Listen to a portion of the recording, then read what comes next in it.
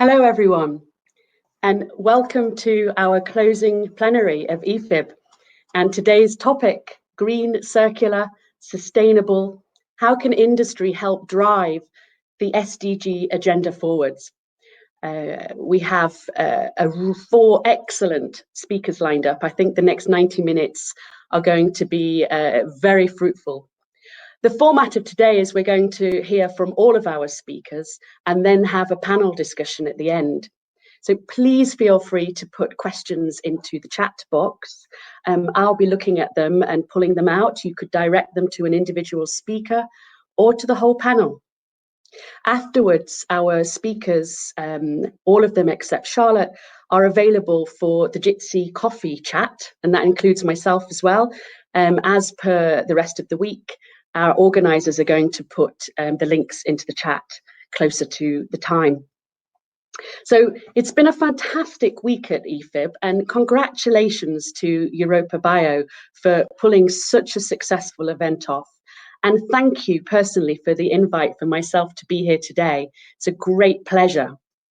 So congratulations, Agnes and Lucy, and we look forward to EFIB in person, but this virtual event, well, we kicked off with Sally talking about mindsets and how important it is.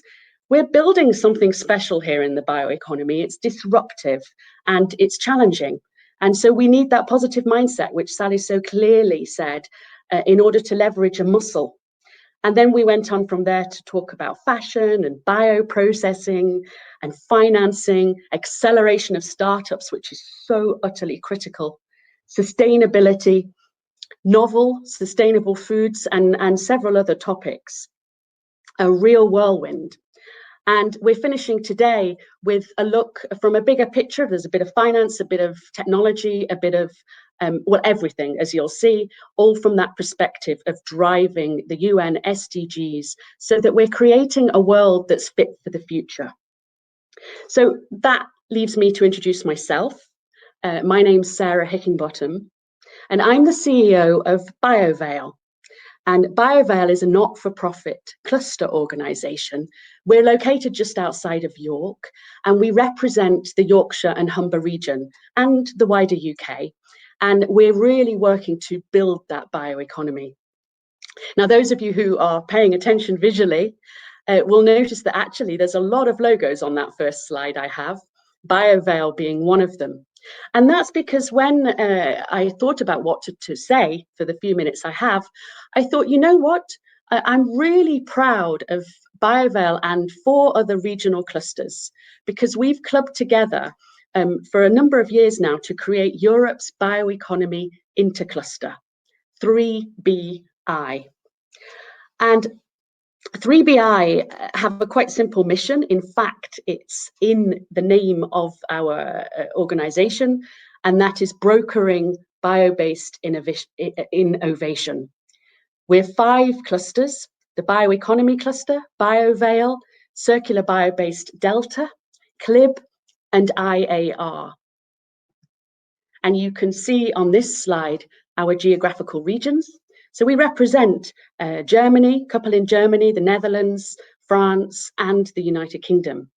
And the partnership really is about building on the complementary strengths of each of our regional innovation clusters. And we do combined have a real comprehensive look at the value chain, from feedstocks, whether they be agricultural, waste streams, biomass, woody, gases, waste gases, marine, or the entire shebang of various feedstocks that we're leveraging for the bioeconomy, all the way down through world-class research, spin-outs, innovation, scale-up, pilot scale. We have a lot of technology to support in scale-up, and then the connections to the big mainstream industries, materials, chemicals, food, and effectively, 3BI is 5 leading bioeconomy clusters working as one. Now, my slides will be available afterwards. I'm not going to talk these through, because what you'll see is that we all work on a fundamental mission. And that mission is to support, accelerate, foster not only economic growth, but growth that focuses on circularity and sustainability and is bio-based, that shift from the petroleum world. Interestingly, thinking about today and the UN SDGs, just 5 years ago, when we were talking about strategy and taking advice from stakeholders, the push was really about economic growth and jobs. Now, that hasn't gone away. Obviously, the bioeconomy, that's absolutely critical for what we want to achieve. But now we've changed our logo from building the bioeconomy to building the circular bioeconomy. We've always had a particular focus on looking at waste streams as feedstocks, but now it's absolutely a voice that we can state that it's about circularity, it's about sustainability and achieving those UN SDGs. That's a critical shift and one that we really, really can embrace for the next decade. So what are the goals of 3BI? Well, effectively, as we've said here, it's to build partnerships. They're the goals of all cluster organizations. Those can be scientific, technological, commercial. They can also be publicly minded. We work a lot with local governments and stakeholders that feed into strategies, economic, sustainable, and otherwise. And we also, the second goal there is to facilitate industry-driven research. Research and innovation that targets key challenges and can be scaled up and rolled out and actually have the impact we need for future-proofing our world. And so that's the third point. It is all about that acceleration of creating a circular world. We can say, what's next then for 3BI? Well, we are actually hosting a whole workshop as part of Germany's Global Bioeconomy Summit.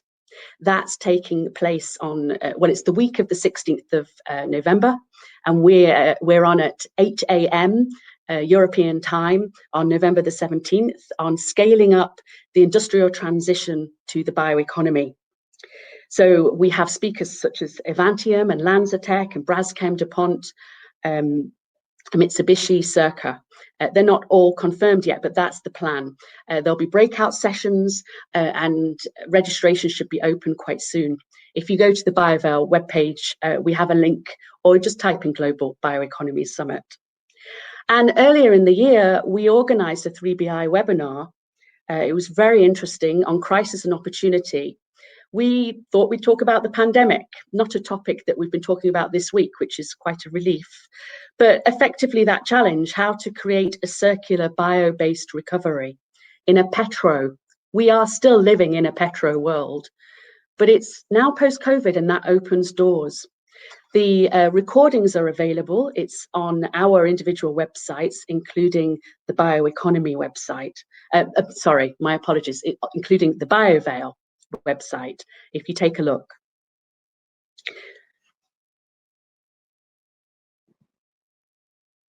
So here, and as I've said, these slides will be available, so they're there for your reference. I've put the key contacts from each of the clusters, because what we'd really like to say to you is join us.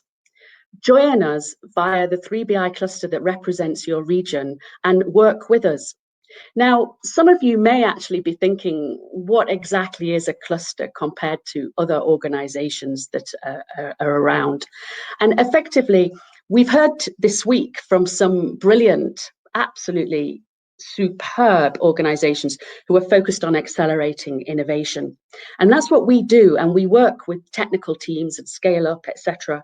But as regional clusters, we put our location at front and central in driving commercial innovation. The research, the amazing university and private sector R&D that comes out, the economic growth, the sustainability. We pull in local cities, regional government stakeholders. And we're really focused on the social glue, trust, exchange, collaboration. And that's what makes a cluster a really successful. So to finish, I thought it was interesting to actually highlight that the UN sustainability goals, number 17, it's not technical, it's often not mentioned, but it actually is about partnerships, and particularly international partnerships, which is what 3BI is, the bringing together of 5 regional bioeconomy clusters. So you'll see here, there's the webpage for 3BI. And to end with BioVale as the heart of a Yorkshire and the Humber cluster, and there's our website address. I have gratuitously stolen an African proverb from a speaker I saw at EFIB a day or two ago. My apologies, I cannot remember your name, but the moment I saw it, I thought that is just what we are all about. And if we want to build a bioeconomy, we have to work together. So if you want to go fast, go alone. If you want to go far, go together. And on that note, it is my absolute pleasure to welcome to our session our first speaker, who I believe will be available soon. I cannot see, it's Leslie Johnston. So Johnston launched the Laudes Foundation. Hello, Leslie. Hi, good morning. Fantastic. So you're the Laudes Foundation's CEO. You launched in January this year. You bring a whole wealth of experience. And fashion, as I understand it, is the key, because your goal is to create supply chains around the world that value everybody and respect nature. Yeah. You're going to talk to us today about the topic, industry driving the SDG agenda forward, and the floor is yours. Wonderful. Thank you, Sarah. Great. Well, good morning, everyone. Will these slides pop up? Yes, they are popping up. Wonderful. Great. So I'm going to continue the theme that maybe some of you have already heard, because just before our session right now, there was a fantastic session on fashion and innovation in fashion. And because Laudes Foundation is working in fashion, among other industries, I thought I would focus there. So it's great to be here, and thanks for the opportunity. And what I'd like to do first is just give you a little bit of background as to why we do what we do, because the chances, it's very, very likely that none of you have heard of Laudes Foundation. And that's a little bit by design, because we are new. We just launched in January, and I'll tell you why we launched. And if you look at this slide, effectively, we are in a situation, and this has been very obvious with the COVID crisis, that shows that our current system is failing us. If you just look at how we as a global community are working to both meet social thresholds such as nutrition, education, access to energy, access to education, as well as stay within the planetary boundaries, we're not doing very well. I mean, ultimately, as a world, each country should really be in that upper left-hand corner. The reality is we're not. That's because usually there's a trade-off between social and environmental, and those that are doing well on the social side tend to be more developed countries that clearly have a bigger footprint on the environmental side. So there's a problem. And it's not a problem that's new. I think COVID has shown us the cracks in the system. But this is something that people have been talking about for a long time. I mean, just going back 20 years when Kofi Annan launched the Global Compact, which, as you all know, was really the start of what eventually became the SDGs. And it was then that he said, look, you know, there's a choice. We need to choose between a market driven by short-term profit, you know, and shareholder capitalism, and one that actually has a human face. And this is important. And this is actually a drumbeat that is continuing. And even as early as June, we had the head of the UN saying essentially the same thing, that effectively, you know, we need to do more. We need to look at globalization that's fairer to all. And we actually need to look at business and have it have a more elevated set of expectations and responsibilities. So pressure's going up. And why am I starting with this big introduction is, well, at the end of the day, we are all connected. And I love that African proverb that we just saw. You know, if you go back to Martin Luther King's words, where he talks about injustice is a threat to justice everywhere. And the reality is that we're all caught in an inescapable network of mutuality. What does that mean? Well, what I do affects what happens to you and vice versa. We're in this together. And that's the context under which Laudes Foundation launched. So as I said, we're a new kid on the block. We launched in January with a pretty big vision, because our thinking then was, the system's broken. And we really want to, as a foundation, do what we can to try to fix it. So we're looking at how can we make global markets actually work for people and planet, so they actually value people and they actually respect nature. Because right now, the very efficient neoliberal capitalist system that we live under doesn't necessarily do that. And we know that the environment and people and dignified jobs are usually the first to be sacrificed. And secondly, our mission is very unusual for a foundation because we do believe in the productive power of business and industry. So we're working to support those brave actions that can both inspire and challenge industry to harness its power for good. So pretty big words. What does that actually mean, what we do? And this is the last framing slide, and then I'll go into some examples. We're working in two ways. On the one hand, we're working to try to influence specific industries that we think have an outsized impact on both the environment and inequality. And these are industries like fashion, like built environment, which many of you probably know contributes more than a third of greenhouse gas emissions, and try to move them to more nature-based solutions. And one of the things we're doing in Built is looking at the possibility of using wood and CLT and getting that to scale. What if cities could become carbon sinks, which is a really exciting idea. At the same time, we're working across all industries through finance, because money is the lifeblood of the economy. And if we can influence investors and influence the way that money moves, then we can actually influence the business and industries we're trying to tackle. So what are we actually doing? Let me start with a couple examples of what we're doing. But first I want to frame it. So I'll focus only on fashion because fashion's fun. But it's also, I think, a sector that is getting a lot of interest in terms of its outsized impact on climate and, of course, the social side. And it's true that fashion has an image problem. And I'll start with the chemical use. And I don't know how many of you are coming from this industry, but there's over 8,000 chemicals that are used in the fashion industry. And each year, the industry uses about 43 million tons of chemicals. And a lot of this ends up in waterways. So that's not acceptable. Now, of course, there are initiatives like the Zero Discharge of Hazardous Chemicals initiative, which we support, that are trying to tackle that, but more clearly needs to be done. And if you look at the numbers in fashion, I mean, it's probably a little bit lower now because of COVID, because the industry has really been hit hard. It's a big industry. It's 2.4 trillion as of a couple of years ago. But as we see, there's lots of problems. There's not a lot of recycling. Actually, about 80% of clothing goes to landfill or is actually burned, which in our day and age is just crazy to think about. We're seeing that the volumes being pumped out continue to rise. About 100 billion garments were produced just 6 years ago. That was a milestone, and that's growing. And we're also seeing the greenhouse gas emissions rising. Right now, it's about 4% of the industry total, but it will rise if not a lot of more urgent action is done. However, and I work in philanthropy, so I have to say I'm an optimist. You have to be an optimist when you work for a foundation. And I do think that we do collectively have great potential to address some of these deeply rooted challenges in the industry. So I want to walk through a couple examples and share some of the work that we're doing, but also what makes me optimistic about the future.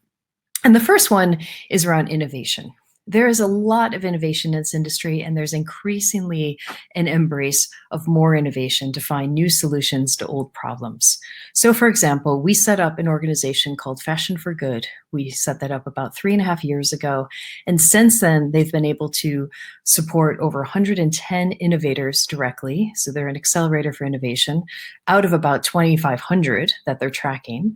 They've been piloting with brands. They have about 20 corporate brands, and they've unlocked about 130 million in finance for these innovators, which is really exciting. And there's a lot of innovation going on. One that particularly excites me is called the Renewal Workshop, which many of you may have heard of. That's an innovator that started a few years back, and they're effectively the Intel inside for re-commerce for leading brands like Patagonia. So they will take the clothing back, they'll repair it, they'll get it back on the shelves, they'll update the SKUs, and all this for a brand. And as a consumer, you wouldn't even know there was sort of an intel inside behind the scenes, but that makes it easier to embrace re-commerce as opposed to trying to have a brand that has never done that type of logistics before do it themselves. So there's a lot going on in the innovation space. The other thing is that I'm excited about is that there's a lot going on in the collaboration space, especially around trying to tackle what effectively is a very hidden problem in the fashion supply chain. And you may not be aware, but every year, more than 150 million trees are logged and turned into cellulosic fabric. If you place these trees side by side, they would circle the earth 7 times. That's huge.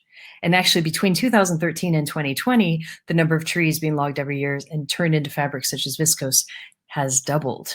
So it's a big problem. Right now, viscose is not a big percentage of the industry, but it will grow. And what do you do about that? And what we're excited about around Canopy is Canopy could have gone to the viscose processors and say, hey guys, you shouldn't be sourcing from, these old growth trees. Instead, they leveraged the power of the market. And to do that, they actually went to the brands and said, we would love for you to join us in a campaign to say that you will not source viscose from old growth forests. And as of mid this year, they had about 259 brands joining them. So that's very exciting. And I think what also was very effective is they made it sexy. It's actually, people don't really think about viscose and the fact it comes from trees. They got Stella McCartney to be a very important spokeswoman. So that's great. And that actually puts that a little bit more in the influencer space. Another example is a collaborative organization that we helped to set up called the Organic Cotton Accelerator. And this is another interesting example because while many, many brands talk about organic cotton, it's actually a very small percentage of total cotton grown. It's less than 1%, which you would never think because you seem to find organic cotton everywhere. And the reality is usually what you see is probably not really organic cotton. So it has a traceability and verifiable, sort of authenticity issue as well. By setting up OCA, we're able to bring brands together to together tackle some of these bigger issues that keep organic cotton from scaling. So OCA is a nonprofit organization, but it includes the biggest buyers of organic cotton, such as CNA, H&M, Chibo, Inditex, that are all committed to this joint objective. A fourth thing that gives me hope for the future is that the rules of the game are changing. And we as a foundation are increasingly funding organizations that are trying to change policy that enable better and a greener recovery. So one example is the Policy Hub, which is a collaboration of different organizations, including the Global Fashion Agenda and SAC. And what the Policy Hub is doing is effectively trying to nudge and prod the EU to ensure the green recovery actually can incentivize more circular fashion. And there's lots of things that they're doing. I'm very excited about a report that they came out with. You can look it up. It came out a couple months ago, which effectively had very practical sort of advice for how the EU can actually incentivize and maybe create some sticks for circular fashion. And finally, this is a great report. It actually just came out, I think, last month by the Biomimicry Institute. What I love about it, there's a quote in that report that says, "It's safe to say that no one ever looked at a barrel of oil and thought, that would make a nice looking dress." And it's true. For nearly 80 years, as the report said, we've actually looked past the impact of the oil and gas sector and focused on, the versatile, low price point benefit of polyester. And this report is wonderful because it actually makes the point that, ways people are trying to tackle sustainable fashion, like through recycling, isn't really looking at how nature works. I mean, they say very clearly, nature doesn't sort, it disperses. So how can we look at closing the loop in fashion in such a way that mimics more the way that nature works? So I definitely recommend that you read that report. I found it very interesting and inspiring. But at the end of the day, more needs to be done. And here's my plug, because again, I work for a foundation, so I'm going to plug philanthropy. Of course, philanthropy is not the silver bullet, but I think what's exciting about philanthropic capital is it can take more risks and it can connect unlikely allies that may not work together. OCA is a great example, the Organic Cotton Accelerator, how we've been able to bring brands together in a pre-competitive context to collaborate for a common objective. We as philanthropy can also think long-term, and we need to for fashion. You know, the fast fashion model is very challenging right now. And if we're going to look at solutions like circular fashion, it will take time for us to get there. But most importantly, we can fail as a foundation. And if we learn from that failure and get better as a result, then that can help the industry, because we can test models that probably fail, but then move on and test something that succeeds. So to close, I just want to make a plug for each of you, depending on what hat you're wearing. But based on all of our experience in the fashion industry, there is a lot of room for each of us to play a role. If you're an investor, we really need more investment to go into innovation, particularly in that pilot to commercialization space. There is a bit of a valley of death and it needs more money. If you're a researcher, there's been some great reports lately, but we need more. We need data and evidence that can make the business case for circular fashion and for why business as usual is not good enough. If you're a brand or retailer, we need you to do more. We saw at a recent report from McKinsey & Company that brands are not working fast enough and doing enough to tackle the climate impact of their supply chains. We need to turn up the volume there. Entrepreneurs are needed. We need social entrepreneurs to think of new solutions to some of these problems. Child labor is endemic. With the COVID crisis, it's gotten worse. So how can we create more transparency and nip these deeply rooted problems in the bud? And finally, for all of us, as people who wear clothes, which I hope is all of us, you never know with digital conferences, you have to just realize that every purchase you make is a sourcing decision. You know, we have a lot of power with our money. So think carefully, choose carefully, look for labels, look for data. And with that, thank you very much, and I look forward to your questions. Thank you, Leslie. That was absolutely fantastic and so much to think about. You said about learning from failure. That's exactly what we have to do across the whole bioeconomy, and we have to do more and be ambitious. And also, one of the things that makes the bioeconomy is when we interconnect at the interfaces of different sectors. So we introduce engineers and designers and all of these aspects. Anyway, I won't ask you any questions. I'll wait till we have the panel discussion at the end. And it will be my pleasure to welcome our next speaker, who is Philipp Lavielle, who's the CEO of Fermentalg. And hello, Philipp. Look forward to when you join.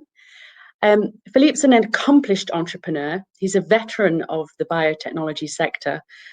Previous roles include the CEO of Verdia, worked for many years at Genencor, where his role covered biofuels and bio-based chemicals. And now, as part of Fermentalg, French-based industrial biotech company, we're going to, obviously, I hope, hear a lot about the technology and the products you're producing using algae. The floor is yours, Philipp. Thank you, Sarah. I hope you can hear me. Yes, we can. Okay, excellent. I can't see the slides there yet, but I'll start by saying that sorry, my Philipp, purpose today is to... Sorry, Philipp, to interrupt. If you cannot see the slides, then I believe if you refresh the screen, that might solve it. They're coming up. They're coming Brilliant. up. They're here now. They're here now.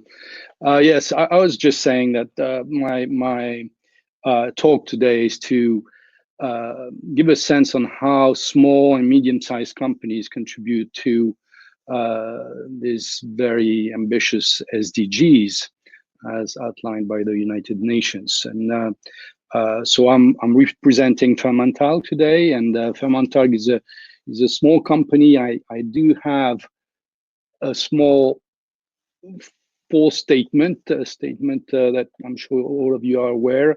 Fermentalg is a listed company, so this statement is compulsory. But switching to what Fermentalg is, it's a small company. We're established in in the southwest of France, near Bordeaux. And we're specialists in the biology of microalgae. And our main mission is to develop, industrialize, and commercialize new products and solutions that pertain to human health, nutrition, and environmental control and solutions. So I'm going to try and illustrate these three areas. The reason why we've chosen these areas is we believe there are some major consumer concerns in these areas and public policy challenges as well. So I'm going to illustrate this by showing you how we believe we contribute to the SDGs through these three initiatives. The first initiative pertains to omega-3s. The traditional way of making omega-3s is to fish for large quantities of forage fish, which can be sardines or anchovies and all that. And we're, as human beings, we collectively draw on the ocean resources in an incredible way to produce fish proteins in some cases, or fish oils in the other cases. Fermentalg has developed a new process that shortcuts the need for these fisheries and makes fish oil without the fish. So we're making a very specific type of oil, an omega-3 called a DHA, which shortcuts the need for large fisheries. We do that by selecting the certain microalgae and developing industrial ways of culturing these microalgae and then extracting the oil from these microalgae. So that's one example that's clearly in the line of SDGs. We're actually using renewable resources, agricultural resources, to make a product that is traditionally sourced from the ocean, and where you can see that the ocean resource is being stretched to the limit. Another example which we have is we're working on the development of an algae-derived protein. I don't have to insist on the fact that the production of animal protein is responsible for nearly 15% of the greenhouse gas emissions around the world, plus it's responsible for large swaths of deforestation around the globe. So both consumers and regulatory bodies are more and more concerned about the need for new sources of plant-based proteins. And proteins derived from algae have the incredible advantage of being plant proteins, but having amino acid profiles that are very close to animal proteins. So we think that algae-derived proteins will be an excellent supplementation to the plant proteins that are today growing very fast in the food processing industry. This obviously allows us to use, again, agricultural resources, renewable resources, with much lower footprint in terms of water usage and in terms of greenhouse gas emissions to make proteins. So that's the second example. And the third example is a little different, but it's a very striking example and a very encouraging example. As you may know, microalgae are the racehorse of photosynthesis, if you want. they're very, very efficient in terms of photosynthesis, which is CO2 capture and carbon sequestration.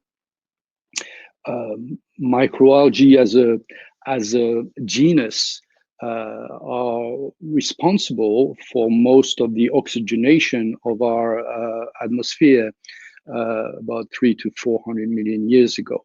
So what we're studying right now, and we're working with the French conglomerate Suez to develop solution to industrialize the photosynthesis through developing large scalable systems that will be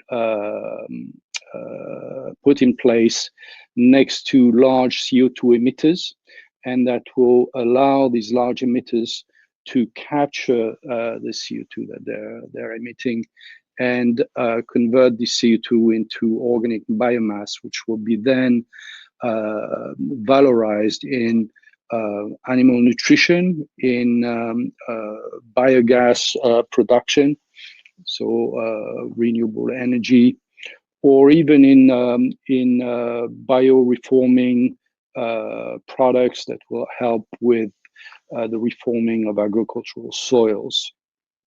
So there's a number of ideas that the company is working on in as I said, in human health, in nutrition, and in environmental control.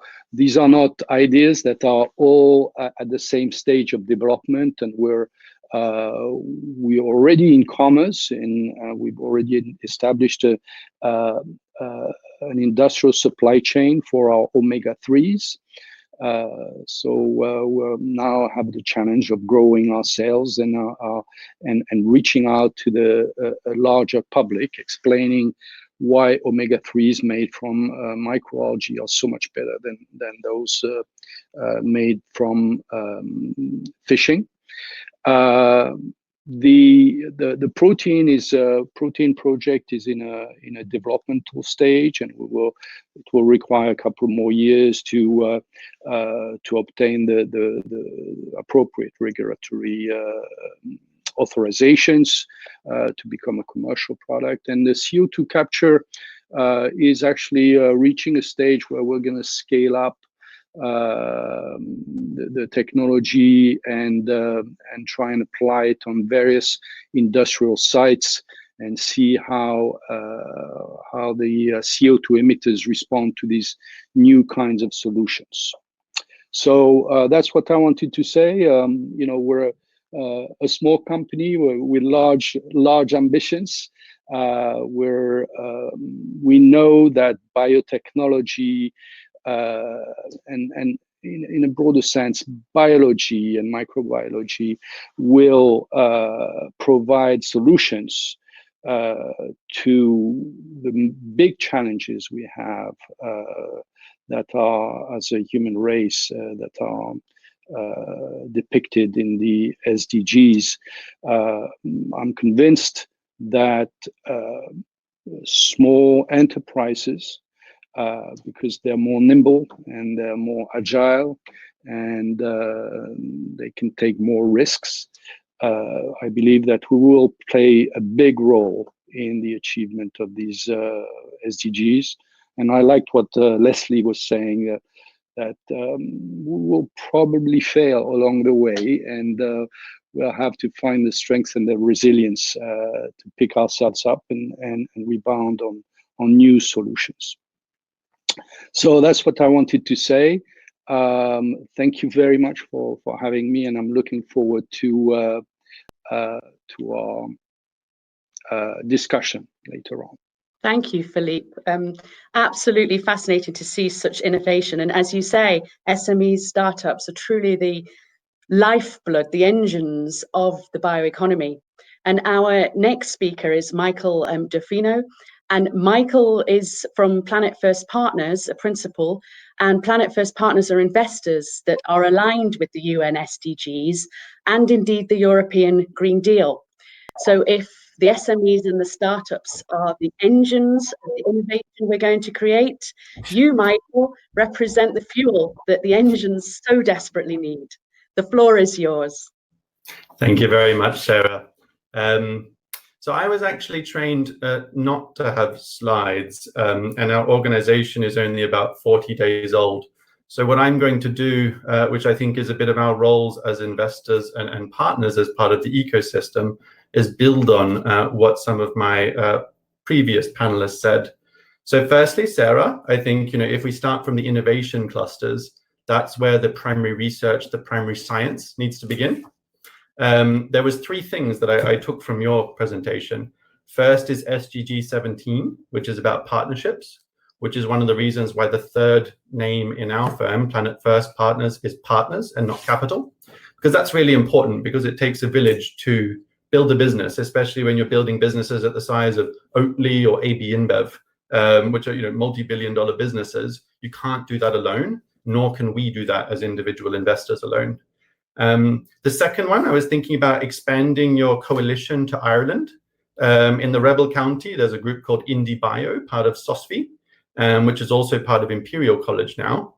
So that's really a great accelerator for people in this space. I think they back between 100, 150 sort of really early stage startups each year, one of the great sources of innovation in Europe, which is another one to point out. And my favorite African proverb that one of my former CEOs taught me is Ubuntu, which is short for a longer phrase in Zulu, which is quite interesting. But, so Sarah, it was really great to sort of see your presentation and be able to build on that. If we start with, as those are the innovation clusters. And after that, potentially a step along your journey is the step of venture philanthropy, which Leslie talked about. So, Leslie talked about sustainable fashion and built environment.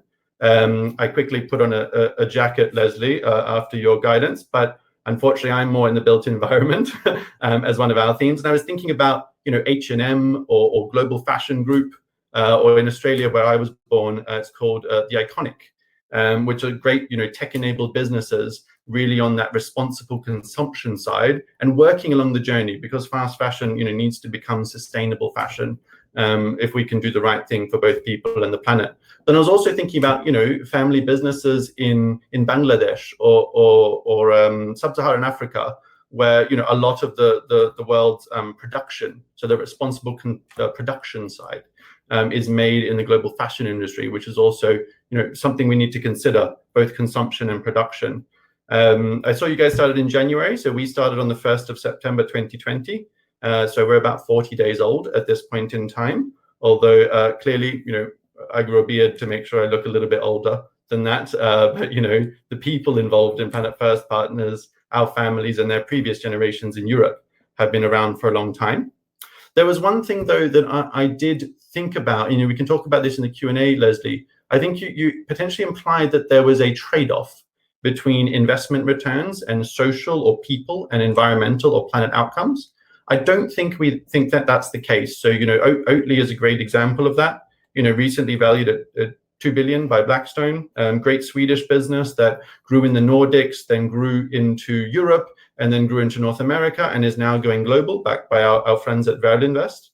And, I think that's a good example. Do you think of that as an impact investment? I wouldn't. I would just say that that was a really professionally done growth investment in a business where, if the business is 10 times larger, broadly, because you're displacing cows, and cows have both belching and farting, which produce carbon emissions, then you're broadly better for the planet. And it's kind of a one-to-one ratio as you scale those businesses. I also, Leslie, when you spoke about Kofi Annan 20 years ago, when I was just a teenager, the point for me was, when we learned about some inconvenient truths about 16 years ago.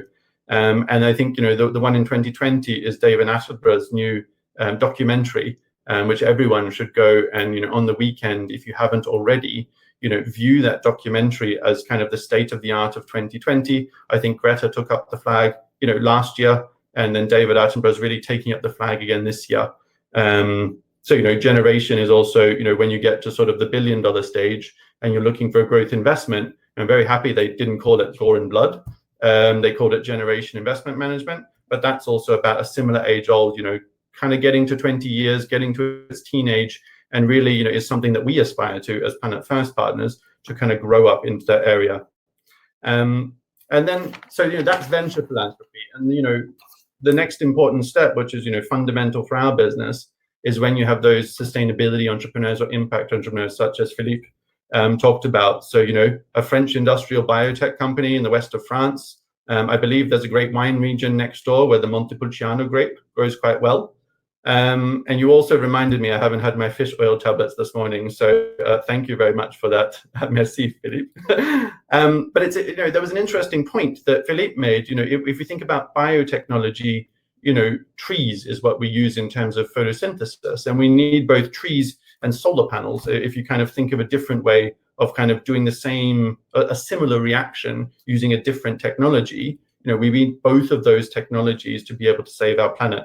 And then when you said Suez, I was thinking about Veolia, Nestle, Danone, AB InBev as kind of, several other firms that, we see in the public markets, at least, moving towards that kind of sustainability-driven themes or purpose-driven themes in what they do, which is really quite inspiring for, a small investment firm such as ourselves.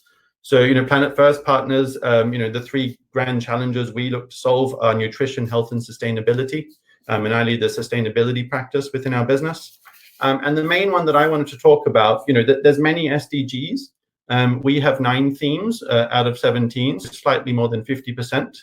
And we find, the 9 themes that we invest behind broadly line up with the more industry and investable parts of the SDGs. And then there's others, which Sarah talked about, such as partnership, which is more not what we invest in, but how we operate as investors. So, the one that I really stood out to me, and it came up several times during, especially Philippe's presentation, is responsible consumption and production, SDG number 12. And we find that, to be one of the most investable SDGs as professional growth investors. We made our first investment in the middle of coronavirus phase 1. Which is a business called Polymateria, an advanced technology business out of Imperial College in London, that, was a business in their teens in terms of people when we invested, and is now rapidly scaling. Their technology is advanced technology for the biotransformation of plastic. So whether you make plastic with plant-based or oil-based products, you can add this as a master batch. And if you're a consumer good firms, such as, Nestle or Danone, you can add, a recycle by date onto your products, and in addition to the use by date. So if this plastic does escape the circular economy, it is able to, and ends up as fugitive plastic, it has a way of, moving back into biomass and water and hydrogen, and reinstituting with the environment around it. So, we found that as a really fascinating investment. We see that as that was a 15 million pounds, so we're between 10 and 30 million euros. We're not venture capitalists, we are growth investors, and we're evergreen, and that's our kind of initial investment in a business. Oatly was one which was built by my 2 partners, which is, I think, a great example of a European champion in this space, both in terms of responsible consumption, but all the way down to responsible production. By displacing cows. With oats, it's a very simple sort of technology, but underneath that, there's quite a lot of tech-enabled and lots of scientists and lots of engineering times that went in to be able to make that. So I do apologize, we're very young and we don't do slides yet, but hopefully sort of connecting those together. I think it's really important as well, when you scale businesses into the multi-billion, then you need to have the right relationships with both the public sector and regulators as well. So looking forward to the next panelist.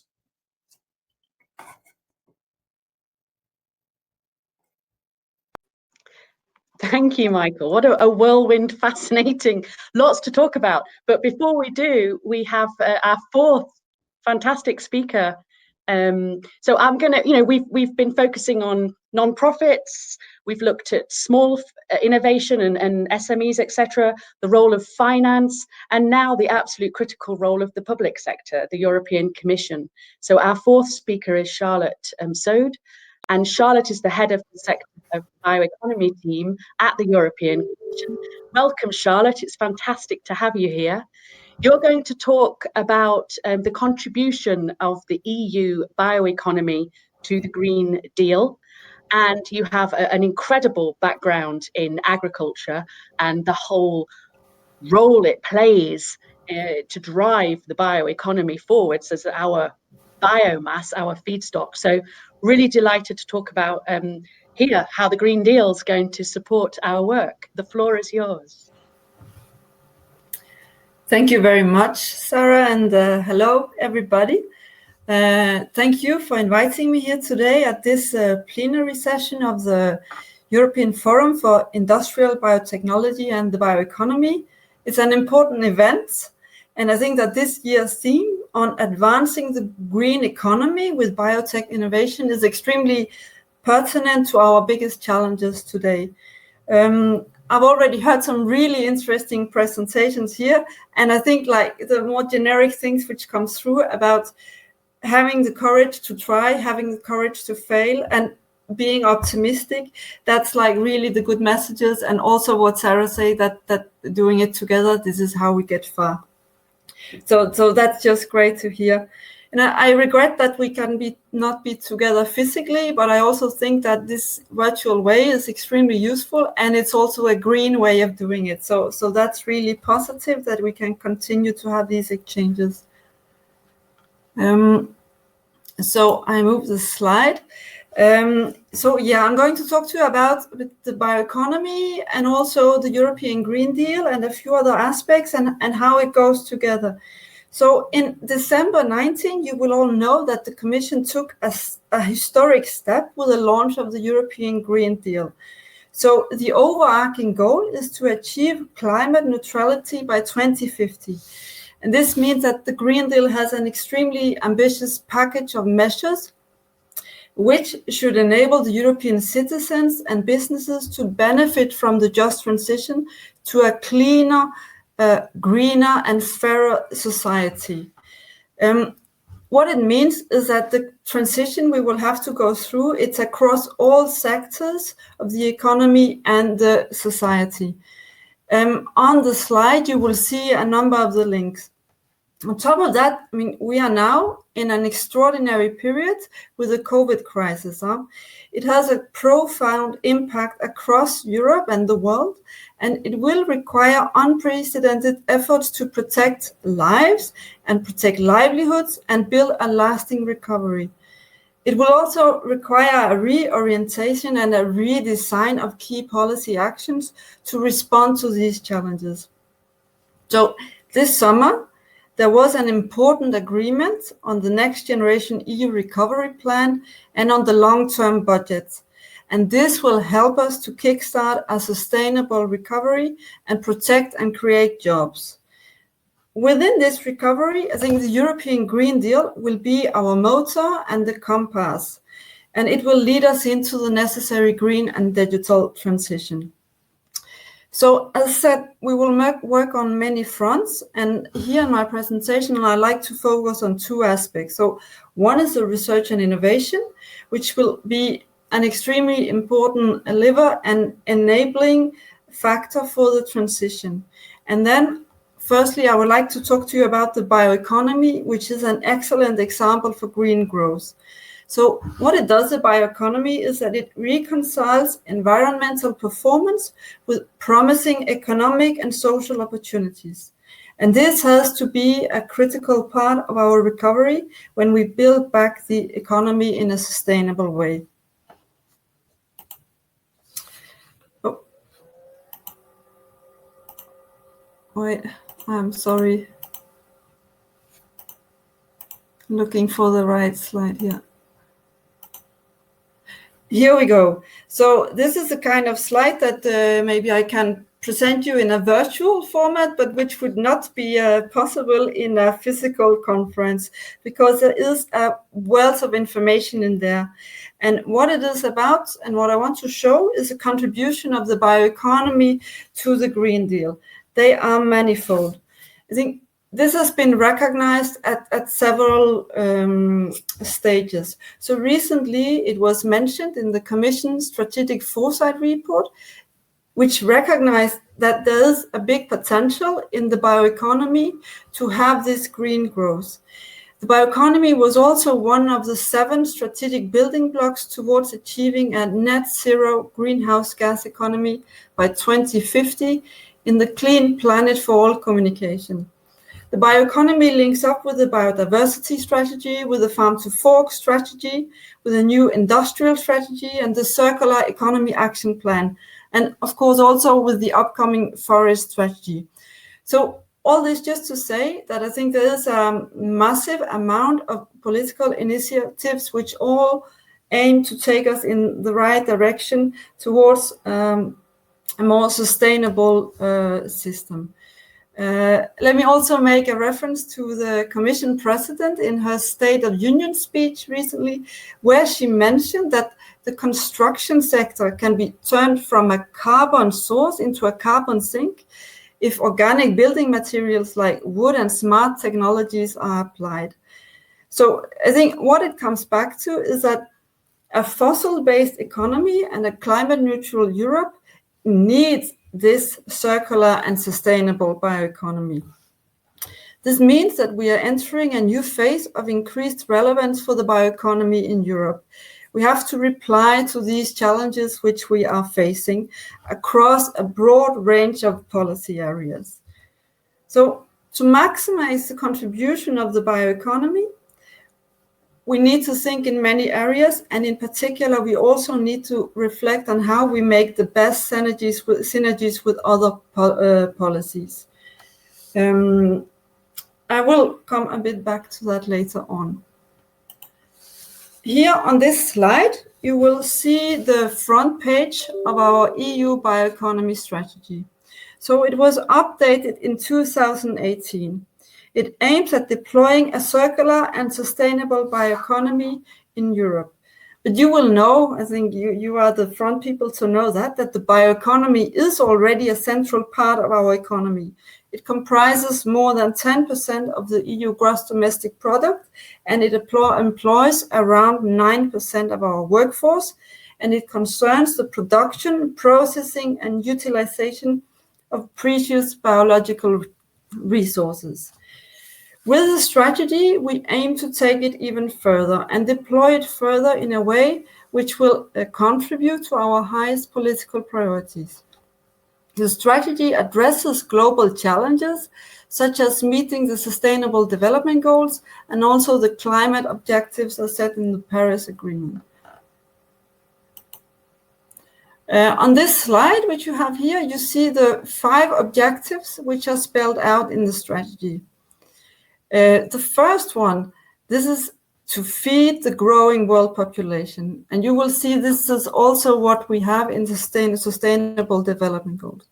The second one is to manage our natural resources in a sustainable way.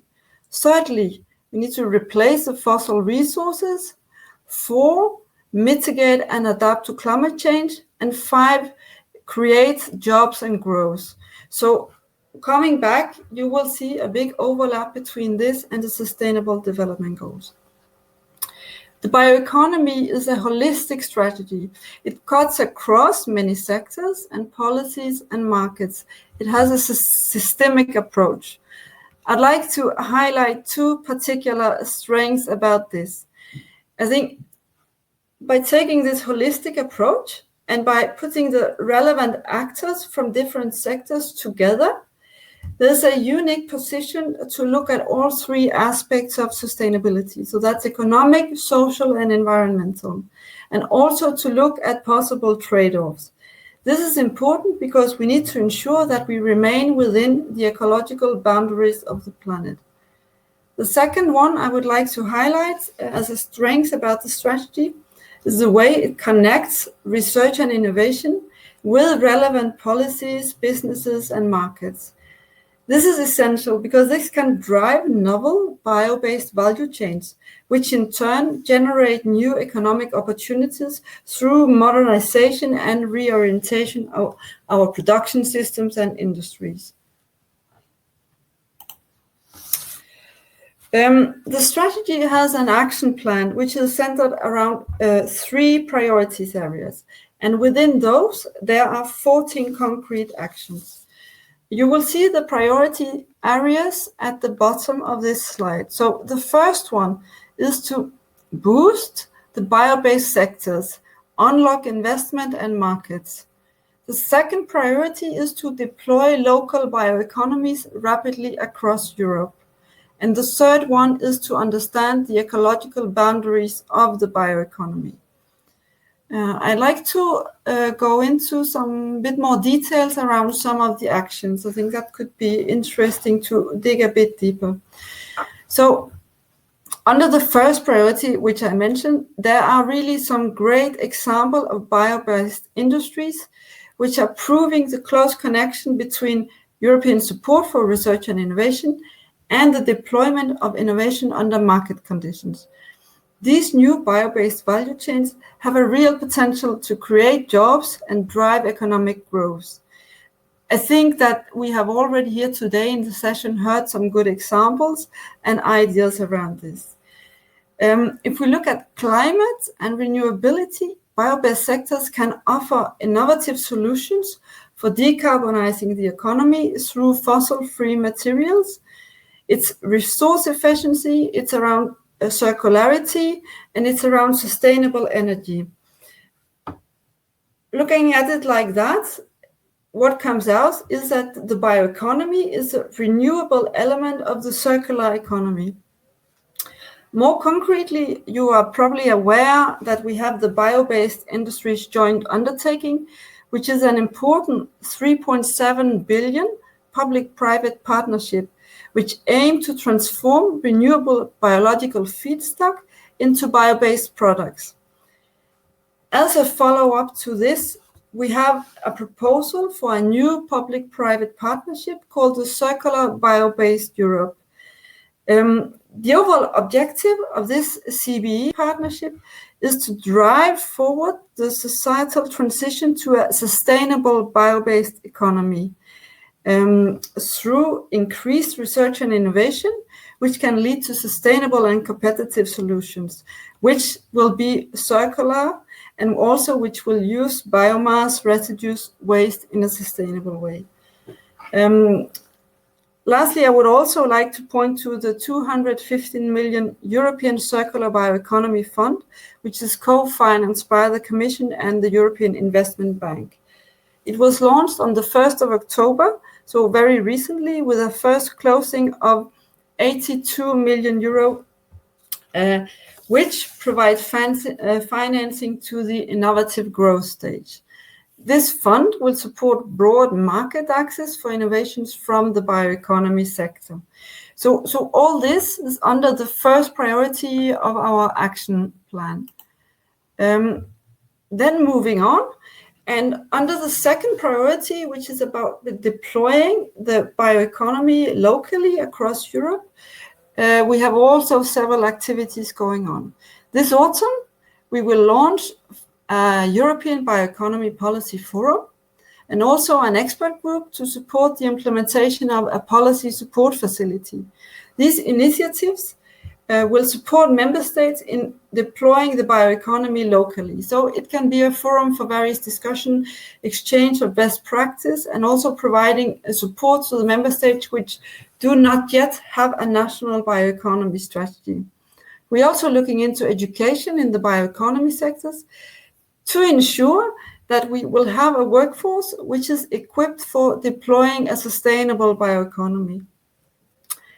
Under the third priority of the action plan, work is also ongoing. We have there the Knowledge Center for Bioeconomy, and there will soon be a new EU bioeconomy monitoring system.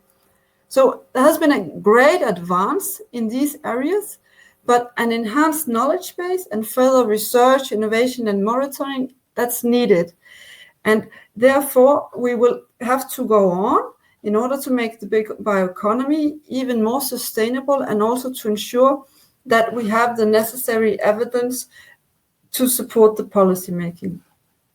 Later in the year, there will also be a foresight report. So lots of things going on in this area. All in all, I think what we see and what has been illustrated already is that there are many new innovations across the bioeconomy. like food packaging, and also the way we use waste and the way we use byproducts. So that's all very positive.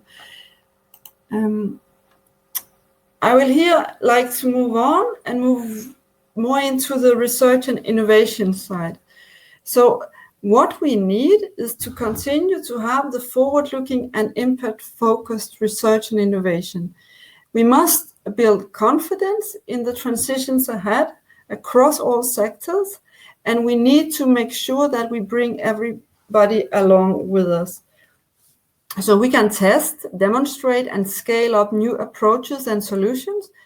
We can use breakthrough innovation and technologies, and this is to drive and to navigate the transition to a more resilient and competitive society. What you see in the slide is around the European Green Deal call. So this is the last and biggest call under Horizon 2020, which is a framework program for research and innovation running from 2014 to 2020. So this is a 1 billion call, and it addresses the priority areas of the Green Deal. It will support development of ideas into pilot applications and demonstration projects. So it will also engage with society and reassure citizens. The call wants projects that deliver tangible and visible results relatively quickly. So moving on from the Green Deal call, and another big tool, major tool, will be our framework program, Horizon Europe, for the period 21 to 27. So this new framework program will include a new wave of research and innovation partnership, and it will also be supported by a new element, which is the European Innovation Council. So it will help to drive the huge social and economic transition which has been called for by the Green Deal. Another area which I would like to mention is that the Green Deal mission. So they are prime examples of our research and innovation contribution in key areas. So it's about the oceans, it's about climate neutral and smart cities, it's about healthy soil, and it's about adaptation to climate change. So these missions, what they aim is to achieve measurable goals within a set time frame and allow European citizens to participate in the green transition. So just to wrap up, I think what we have now is a unique opportunity to invest in a sustainable recovery and future. And we need to seize this opportunity, realizing that the bioeconomy is a great example for green growth. The work and discussion on the potential of the bioeconomy to contribute to recovery and the Green Deal will be ongoing. And we need to make the relevant connections from research and innovation to the bio-based sectors. And we also need to increase knowledge. We need to build the right synergies, and we need to keep the focus on circularity and sustainability. I'd like to thank you again for organizing this event, and thank you for your attention. I wish you all well in the work ahead of us towards a green, circular, and sustainable future. Thank you, Charlotte. And what an opportunity the Green Deal is, and also Circular Bio-Based Europe. It's probably worth mentioning, obviously, it's the new iteration of the BBIJU, which is the public-private sector, that the private sector is BIC, Bio-Based Industries Consortium, and all of the innovation clusters that I've discussed are part of 3BI. We're all full members of BIC, which means that we represent the SMEs from our countries and regions at the BIC table for those SMEs that are unable to join BIC directly through cost reasons. So it's yet another reason to get involved and create those ways of reducing barriers. So do we have our panel available to talk? I see Leslie, Charlotte. Leslie, shall we kick off with you and the question that was actually asked of you by Michael? Sure. So I don't know if you want Michael to repeat it. Briefly, I wrote down that is there a trade-off between the social and economic sort of return on investments was the topic of the conversation. Yes. Well, and I'm going to answer this, maybe not answering the question per se, because my point wasn't to trade off between returns, financial returns, and impact. My point was more around if you're trying to meet social thresholds, then usually the downside of that is you're exceeding planetary boundaries. And there seems to be an inverse relationship between environmental and social. So that was the point. I do believe that you can also have financial return on top of that. As a foundation, we do participate in more venture philanthropy. We have made investments in funds which not only try to tackle slavery, but also do bring a return to their investors. So I think I'm in the same camp as Michael on that, but just want to stress the tension between the social and environmental imperative we have. Thanks, Leslie. Michael, does that answer your question? Yeah, no, I've just put up my 3 favorite books. As Leslie was sort of sending me questions, I was going to my bookshelf and looking at books. And the first one is, Sir Ronnie Cohen just recently brought a book called Impact, which is really interesting if you want to think about the triangle of returns, risk, and impact. So if you don't take impact in when you're investing, you miss the terminal value of a business. Therefore, you misunderstand the inherent value of that business. The second one is one of my friends from, I'm trying to think of it, here it is. One of my friends from the west of France sent it to me, which is called A Better Planet by Daniel Esty, which is 40 different ideas for a sustainable future. And then the third one, which I'm currently reading, and apologize, I am from Australia, but it's currently called This, which is not particularly useful in our current environment. The answer on the last page is the fist pump, in case because if you go like this, you get a bit too close. Whereas if you fist pump, you can. Sorry, that was quite aggressive. You can fist pump, and you can maintain the 2-meter distance. So, also Leslie, we're considering raising a bit of capital. So looking forward to you reaching out if you're looking to make some investments in this space in a like-minded vehicle.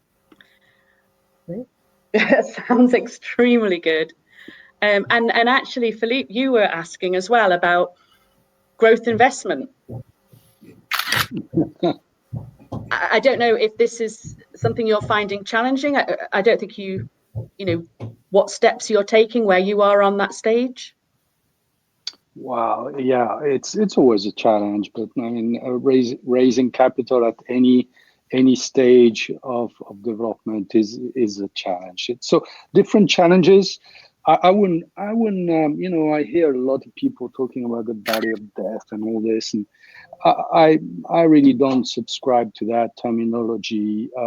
Different stages in of growth in companies require different skills, different partnering.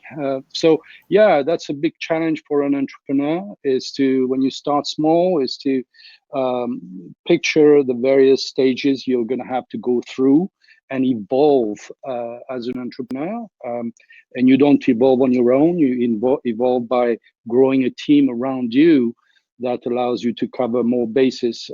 So I'm when I hear about this valley of death thing, I'm always a little dubious.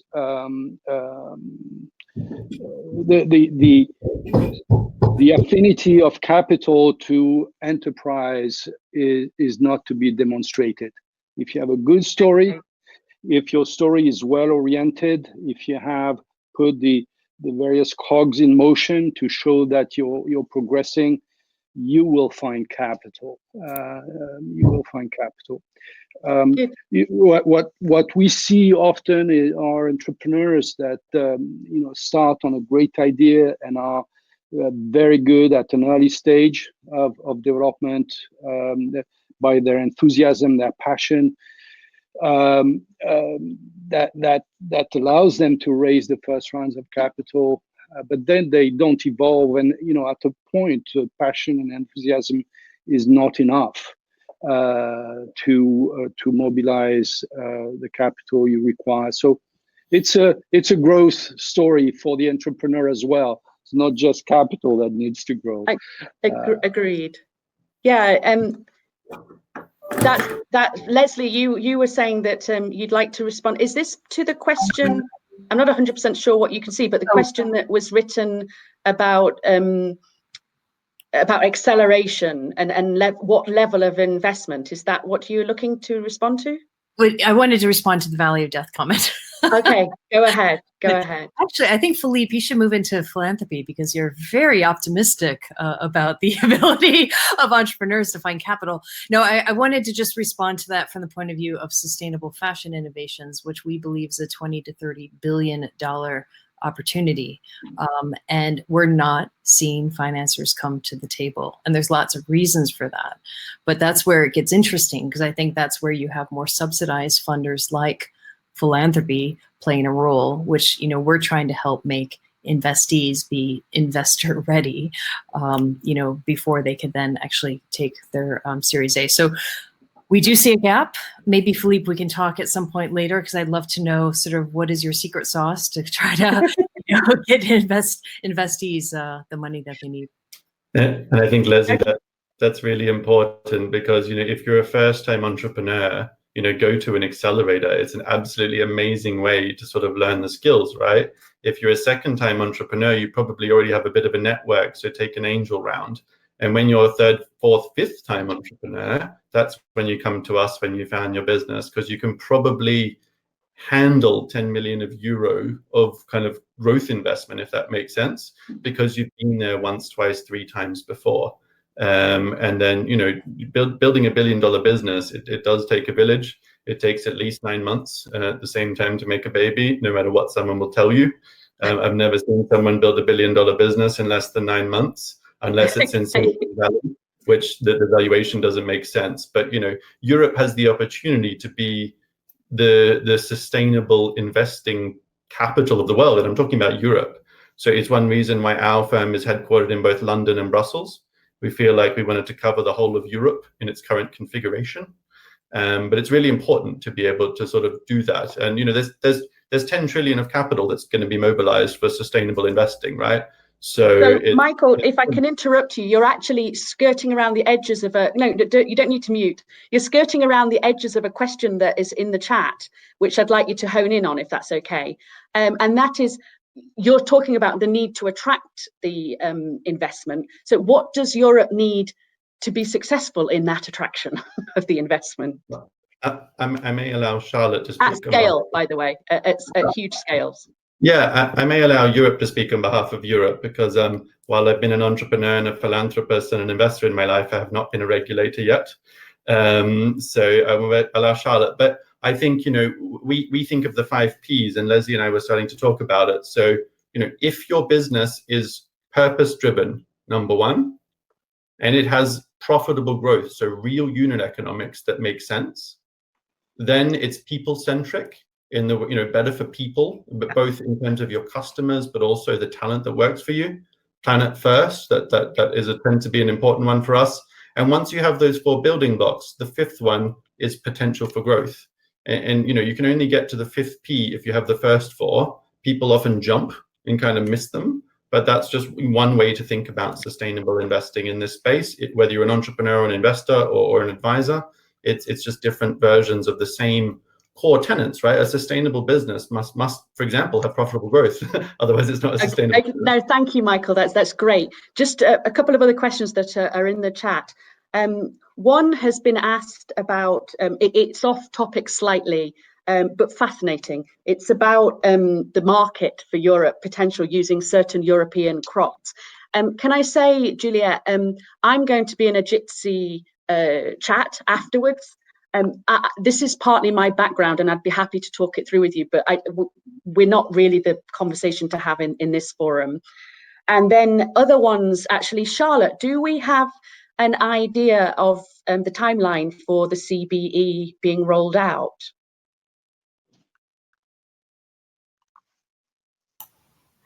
So I think that there's the proposal will come out. I'm not sure. Then it has to go through the adoption. Actually, I'm not sure about the exact timeline. I suppose that will be communicated around this as it progresses. So normally it's quite, I think, looking into the website, there can be some information available. Of course, it's also in the hands of the co-legislator. So we'll have to look into that. Hopefully it will be ready to take off in the beginning of the next year, but okay, let's see. Let's see, yes. And another question actually is about BIC. And as I said, BioVale is a full member of BIC. We actually have a BIC meeting next week. I'll know more then. But the plan right now is, as I understand it, is it will carry on in a very similar fashion. If you contact me next week, I will confirm that, because I will ask BIC directly. Okay, so here's another topic, and actually we've all touched on it in all of our presentations. The topic of today's session is how can industry help drive the SDG agenda forward? And certainly every single one of us has mentioned some really core things like thinking long term, not short term. But that involves including shareholders in this conversation as well. We need shareholders to accept that thinking, bringing the brands in, and absolutely critically, and I've been thrilled to hear it, the importance of failure. So in all of that, I'm wondering, is there anything we've not touched upon that you think is critical that industry should be doing to drive the SDGs? And as a second question, perhaps if not, we've touched on a lot, how can we allow a culture in Europe that allows failure, perhaps in a similar way to the West Coast, to California, which does it so much better than us? What do we need to do from our culture perspective, or to our investors, to our entrepreneurs? I don't know who wants to take that first. Sarah, I spent the last 4 years in France, but before that I spent about 12 years in the Bay Area.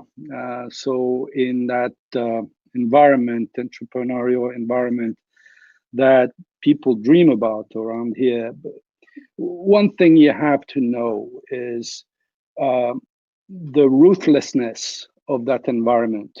It's a very tough environment. And if people want to see the freedom and the positive energy and all the successes of a Silicon Valley type environment, they need to prepare to accept a lot, much more pain. So we need to up our pain threshold. There's a lot of failure going on out there, and there's a lot of blood and sweat that I'm not sure the European public at large is ready to accept. So that's one first consideration, and the second consideration is that it did not happen overnight.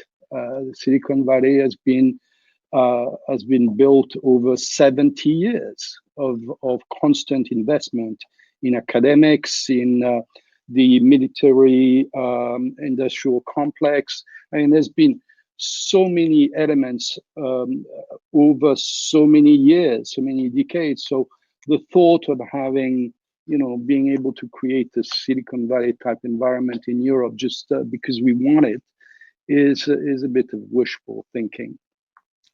It's going to take a long time. So I will have to push back, Philipp. I apologize for pushing back. So I actually think for the purpose of this conference, it's not Silicon Valley that is the right reference point. It is Cambridge, Massachusetts for biotech. So, I only like going to Silicon Valley once a year maximum, because I think the culture of Silicon Valley misunderstands how you scale a business if you happen to be based in Europe. So, my first advice to any European entrepreneur who's scaling in this space is go to Cambridge, Massachusetts, maybe, go up to Montreal or parts of Quebec. I mean, maybe you can kind of go into New State, not city.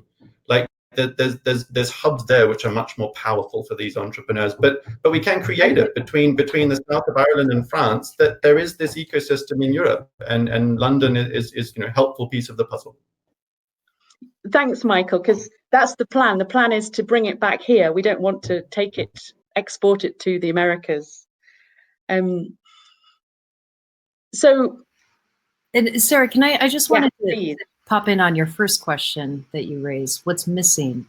And what I loved, especially Charlotte, about your presentation is the vast array of incentives that the EU is putting in place around the Green Deal, and that's really exciting. It's a huge amount of investment. What I'm not seeing enough of is the other side, which is the sticks. And I'd love to hear, and maybe Charlotte, you can talk a little bit about this, but as movements like the mandatory human rights due diligence start to take off, there are increasingly going to be more sticks to essentially get companies to do the right thing and make sure that they're taking care of the environmental impact and social impact of their supply chains. So would love to hear, I don't know, Charlotte, I don't want to put you on the spot, but if you have, some things to share there of, carrots and sticks, what sort of sticks are you seeing? Thank you for that question. It's an interesting question. So I think that for the particular area of the bioeconomy and the strategy, of course, what we have is that we cover many sectors and areas, like going beyond the sectoral policies. Huh? So if we look beyond that, I think like in the climate area, we have new high ambitious targets. We have an impact assessment to say that we can do this, and there will be a number of there will be proposals to support this, and of course this will require something. Huh? So I think that in different areas there will be we need to work with the relevant legislation to take it forward. Now I think in the bioeconomy strategy, that's true. That's not really the sticks, but I think that it's essential elements, and maybe one. After hearing a discussion, one I would like to talk a little bit more about is the education and the awareness raising and the role of research and having the necessary knowledge and make sure that it's spread out. So we will be working on this on different levels. I mean, you can look at the universities, you can look at the vocational training, and of course the entrepreneurship. But in parallel, now I'm from the DG working on research and innovation, but within the more general policy on education, they're also working on it and looking into how can you integrate sustainability into education. So I think that we are working on many fronts. We have the European Institute for Technology, and they are also doing things. They have these knowledge and information communities, and we have these networks coming up. I think that, Sarah, you also refer to certain elements which can help. And we have networks under the Common Agricultural Policy. I think under the Common Agricultural Policy, they also try to scale up the environmental ambition and look at how they can do this. So I think that we are working on many fronts, and of course the objective is that we get the set of policy measures and legislation which will allow us to get there. Great, thanks, Charlotte. We are approaching towards the end of the session. We've got 2 minutes. I don't know that we've got time to start a new topic. I really like the idea of carrots and sticks, because we are also in a petroleum world, and the bioeconomy is fighting against a heavily subsidized petroleum world. So there's some other sticks that we could perhaps introduce beyond, but also it's that concept of the whole value chain. So not to name names, but certain upstream agricultural, I'm not thinking about the European Union here, by the way, certain agricultural perspectives have no reason to change regulations. Whereas if they targeted with the business side of the government, they would see there is a reason, because these agricultural waste streams, for starters, now have a high value in materials, to use an example. So we need to let different perspectives come together to see that value that there is in changing the status quo. So on that note, I would like to sincerely thank my 4 panelists. Absolutely stunning. And I'd like to thank all of you as the audience for watching and participating and asking questions. Don't forget, we have one more session at 1:30. It's going to be about EFIB next year and Vienna and sustainability within living and cities, and also the winners of the startup and the academic posters will be announced. So please don't miss that. And thank you, absolutely thank you everybody. Don't forget the Jitsi links so that we can talk for another 15 minutes. I'm about to find my Jitsi link. Thank you. All right, bye. Thank you very much. Bye. Bye, Charlotte. Thanks, everyone. Great panel. Thanks, everyone. Take care.